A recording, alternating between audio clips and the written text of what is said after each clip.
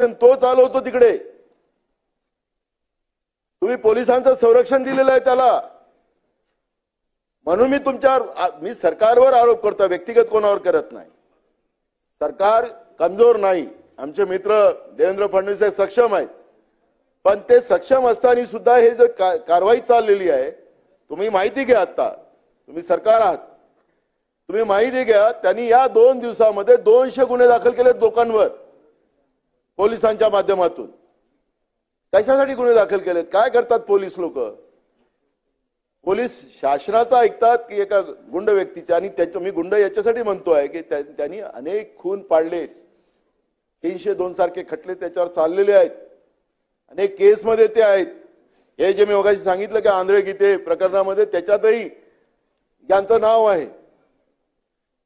आणि म्हणून मी सांगत आहे की अजूनही पोलीस प्रशासन आणि ज्या मंत्र्यावर डाऊट आहे ते मंत्री या सभागृहात आलेच नाही.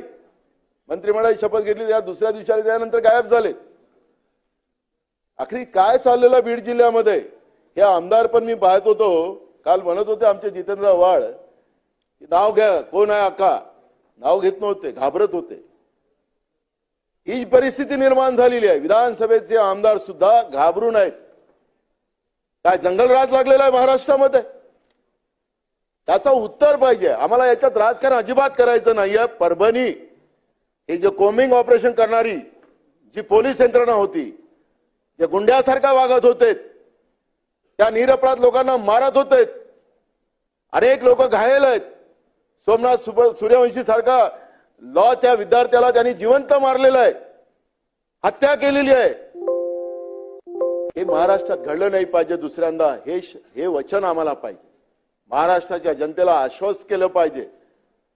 आणि म्हणून मी जे आरोप करतोय, आरोप नाही, ही वस्तुस्थिती महाराष्ट्रात आहे की ज्या पद्धतीनं हे गुंडाराज या महाराष्ट्रात चाललेला आहे, ते 2.5 वर्षापासून चाललेलं होतं, पण आता त्याचा अंत झाला पाहिजे, हे माझी भूमिका आहे. आणि म्हणून मी या ठिकाणी राजकारण न करता माझी भूमिका स्पष्ट आहे की महाराष्ट्र, आम्ही पण अनेक वर्ष या सभागृहामध्ये काम करतोय. कधीच पाहिलं नाही या महाराष्ट्रामध्ये विधानसभेचे आमदार सुद्धा घाबरून आहेत, नाव घ्यायला तयार नाहीत. एवढी दहशत या महाराष्ट्रामध्ये आम्ही कधी पाहिली नाही.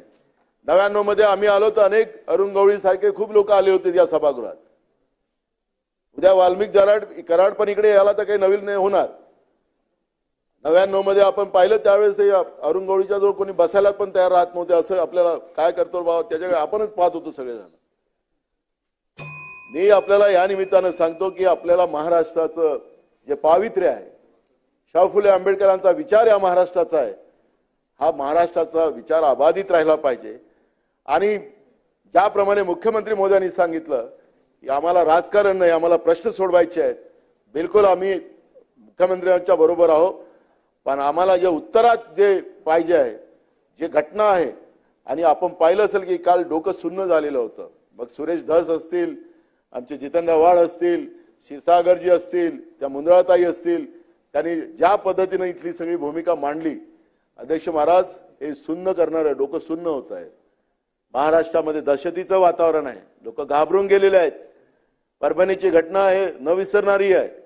भीमा कोरेगाव मधल्या अजूनही लोकांवरचे केसेस वापस घेतले गेलेले नाही आहेत.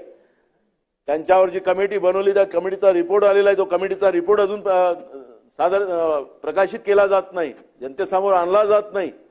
आखरी दलितांवर किती अन्याय आपण करणार, हा प्रश्न या ठिकाणी निर्माण झालेला आहे. आणि म्हणून माझी नम्र विनंती अध्यक्ष महोदय सरकारला आहे की सरकारने या सगळ्या उपाययोजना चांगल्या कराव्यात आणि एक प्रकारे ह्या सगळ्या व्यवस्था चांगल्या कशा करता येईल, हा गुंडाराज महाराष्ट्रातला कसा संपवता येईल, याच्यावर सरकारने, आणि पोलिसांमधला जो गुंडाराज आहे, पोलीस तर अध्यक्ष महाराज मी तुम्हाला सांगतो, कारण पोलिसांचा दोष किती आहे मला माहिती नाही.